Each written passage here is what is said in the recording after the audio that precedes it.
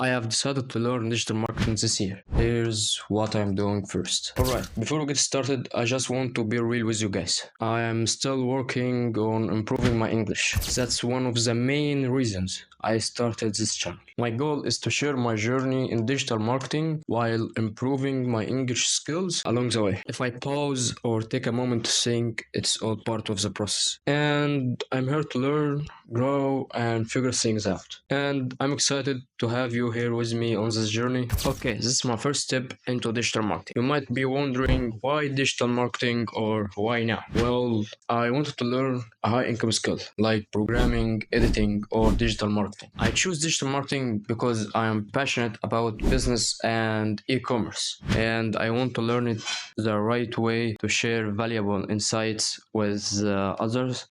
My plan is to start with the basics, apply what I learn step by step, and document my progress to provide helpful strategies and insights for anyone interested for the same path. Over the next few months, I will focus on mastering fundamentals of marketing and digital marketing to build a solid foundation for this journey. Thanks for watching. If you into digital marketing or just curious about this journey, stick around. I will be sharing everything I learn. Don't forget to like and subscribe, and I will see you in the next phase.